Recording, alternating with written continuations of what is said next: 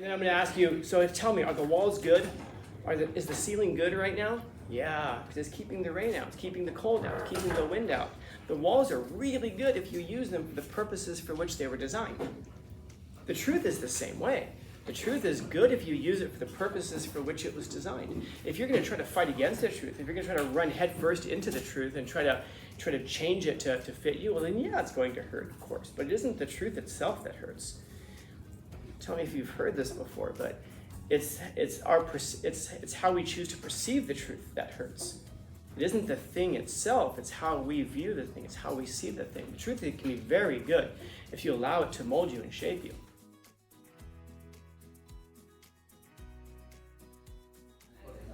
I don't know, man. So here's how I found out Santa Claus was number one. When I was a little kid, Santa Claus actually used to come into my house.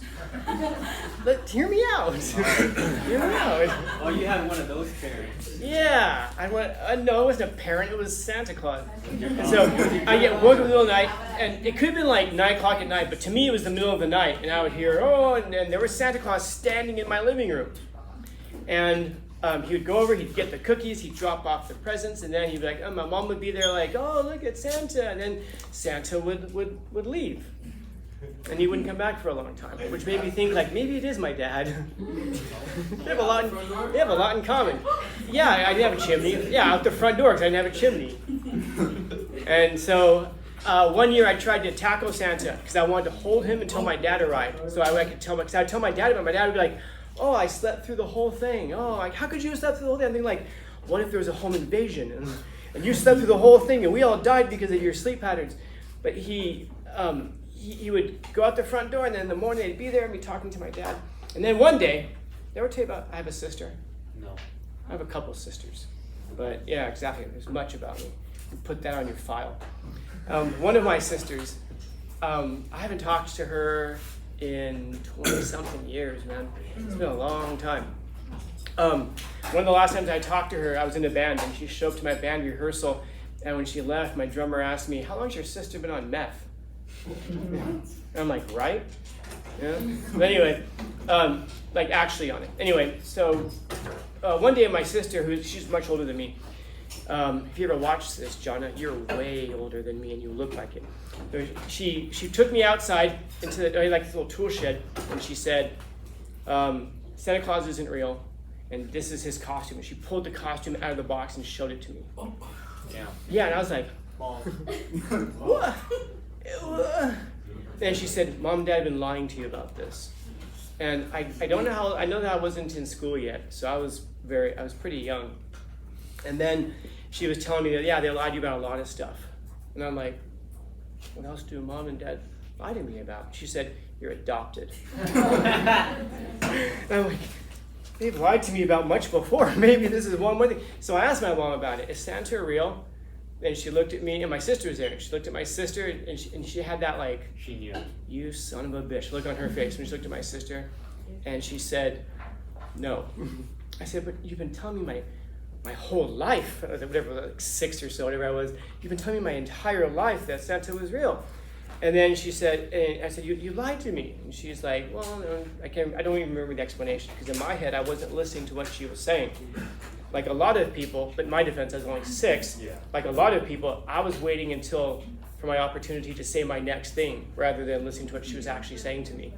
And so I said, well, I also found out, I remember I didn't even tell her that my sister told me. I said, I also found out I'm adopted.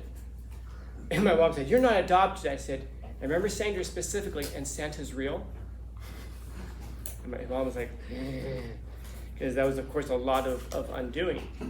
And I wonder about that, because as soon as we teach, like, there are some good lies, and there are other ones that are bad, then how do you distinguish between the two? And that's why I asked you, asked both of you guys. So if it promotes creativity, it's good. I didn't mean that as like an indictment. I meant that like, because it seems clear to me that there are lies that are true. I'm sorry. There's some lies that are okay, some are not. There's this philosopher, Immanuel Kant, who, so long story, but he has this moral system where essentially he says it's never, ever, ever, ever okay to lie for any reason. And essentially his argument is that every human being is an equal value of equal worth. As soon as you lie to somebody, you're using them as an object. Like, for example, I'll use this stamp to make a stamp on your page. I'll use this marker to mark on the board.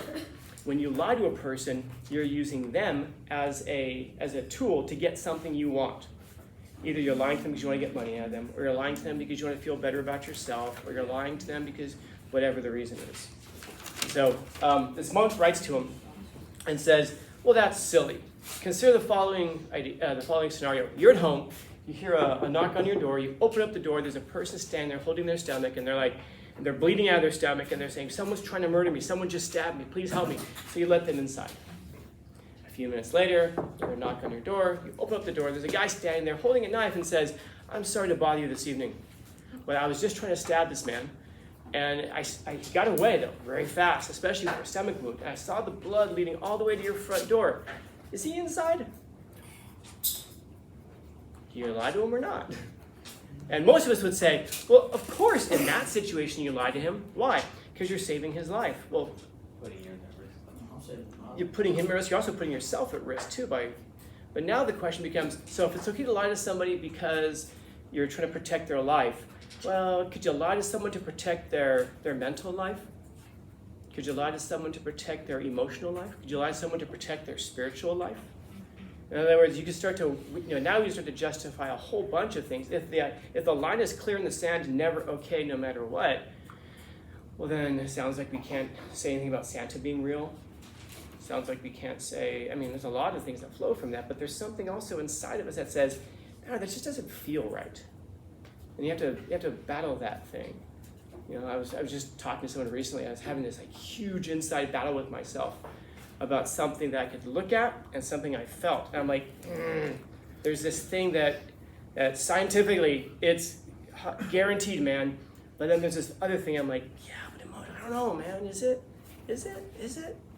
And it's funny because I've talked to several people about it. I talked to 3 people about it already, and 3 of them said, you're about data and clarity, right? Yeah. They go, well, dude, the numbers are the numbers. Then one person said, who has nothing to do with any numbers or anything like that, just said, I don't know, how do you feel about that? I'm like, oh yeah, you're right about that. In other words, there's still, sometimes there's an intuition that can pull us away from that. So which one is reality? I don't know. But that's why that thing about the Santa thing is so interesting to me, because I don't know, if you establish that so early on in a kid's life that it's okay to lie to them, well, surprise, surprise, when they grow up and they lie, versus if you put it in a kid early on. That's why what we put into people, it's a huge responsibility. I'm thinking of if you guys have little kids that you babysit, nieces, nephews, brothers, sisters, cousins, and you teach them a little bit, so you keep trying to teach them things over and over and over, and they just kind of stare at you. You're trying to teach them to say words, you're trying to teach them how to behave, and then one day, you're just you're gonna put, oh, shit. And they go, shit. No, shit. And then they keep repeating it over and over and over, and why would you have picked up on that? Yeah. Of all things, man. Where do you suppose my influence for cussing comes from? The world. Because of my mom. My mom too was a machine, but she stayed away. She only 2 or 3 words, but she used a lot. My dad never cursed, never cussed, never really did. I remember the first time I cussed in front of my mom. I remember exactly where I was. I remember exactly what I said, and I remember exactly how it felt. And she smacked me in the face. Also, how kids perceive certain curse words as acceptable. Let's say you say hell. By elementary school, kids are probably already saying hell, and then middle school, they're already swearing like a sailor. Yeah, you find out about some people. I was teaching a little kids jiu-jitsu class a couple of years ago, and they were working on the mat, and there's one of my friends was off to the side of the mat, an adult, and I can't remember exactly what I said, something about hell though. I think I said something like, oh, go to hell, or they go to hell, whatever. And then I turn around, and there's this little kid this big, is looking at me and goes, Coach said the H word. Yeah. I'm like, what? The H word? He said, I go, what did I say? And he's like, you said hell. I'm like, oh, Fabian said hell. He's going to hell. No, I didn't. Yes, you did. You're a liar. Now you're going to hell twice. Because that's how I roll with 6-year-olds. I'm all, keep it quiet. We keep it quiet. But he didn't. He goes and tells his mom, so he's going to hell for being a snitch also. Yeah, exactly. He's all screwed up now. Now he's like 8. He's on drugs. He's drunk. Whatever. He's in a bad shape right now. But there was something that who said it? Somebody said something about oh, real quick. You had your hand up a minute ago. You did. No, he already won. Oh, okay. This Oscar Wilde, he said, a true friend stabs you in the front. Yeah. Yeah. So in other words, a true friend tells you the truth to your face. Like how you say, like you're saying, you tell someone they have shit on their face? Yeah, you tell the person they have shit on their face. Now you can go through and what threw it off for me was you said, yeah, shit on your face. When you say it like that versus, so you have some shit on your corner right there. You know, in other words, maybe the way we deliver it can use some. But I've also noticed though is that when you do something wrong and then someone thrashes you for it, a lot of times we want to hold the person who thrashes for it accountable. Hang on, when they told me that I had you know, like crap on my face, he said the word hell. Can you believe that? In other words, we want to talk about the person who called us on it. We want to find something wrong with how they called us on it, just like the little kid who called me on saying hell when I was on the mat. And which, by the way, I had shown that kid how to roll forward like 50 million times, and he still couldn't do it. But that one time I said hell, he remembered that one. And we want to find something wrong with the person who called us on it, rather than look at it and go, yeah, you're right, man. You're right. Because calling the other person on it, it doesn't make us any better, of course. And it probably doesn't get us out of whatever it is that we're into, but it kind of makes it feel better, like, I'm mad, I'm angry because I got busted, so now I pull them down with me. And that's a very 6-year-old. I can forgive a 6-year-old for doing that. Just like I can forgive a child for being afraid of the dark. I can forgive a child for being afraid of the dark. The real tragedy of life is when adults are afraid of the light. You know, when you're a little kid and you're terrified of what's in the darkness because it's your imagination, of course, that populates it. But when the adult is afraid of hearing the truth, when they're afraid of enlightenment, now that's the real tragedy of life, because people will oftentimes live their whole lives doing everything they can to stay in the darkness, to hide in the darkness, because in the darkness nothing can see them. They think, of course. But, I mean, truth has a way, reality has a way of catching up. It always seems to, man. And so the sooner that we can accept the truth and get on the side of reality, you know?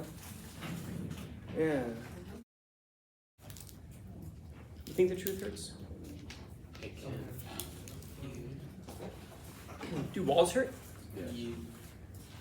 Why do walls hurt? It's a solid state of matter. It's not hurting me.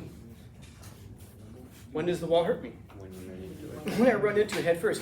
Was the wall designed for you to run into it head first? There's the thing. The truth only hurts if you fight against it. Walls are good. Truth is good. Walls are great. Not today, but hopefully in a few weeks, you guys will be coming in here and you'll be wearing jackets and you're going to state the obvious. It's cold. Oh, I didn't know. And you'll come in like just drenched. It's raining. Oh, I thought someone just threw a bucket of water on you when you were coming down here as a practical joke. No, that's not what happened. It's raining. And then I'm going to ask you, so tell me, are the walls good? Is the ceiling good right now? Yeah, because it's keeping the rain out. It's keeping the cold out. It's keeping the wind out. The walls are really good if you use them for the purposes for which they were designed. The truth is the same way. The truth is good if you use it for the purposes for which it was designed. If you're going to try to fight against the truth, if you're going to try to run headfirst into the truth and try to change it to fit you, well then yeah, it's going to hurt, of course. But it isn't the truth itself that hurts. Tell me if you've heard this before, but it's how we choose to perceive the truth that hurts. It isn't the thing itself, it's how we view the thing, it's how we see the thing. The truth can be very good if you allow it to mold you and shape you. I'm going to correct one thing, just to be persnickety, because it is important. You don't have to.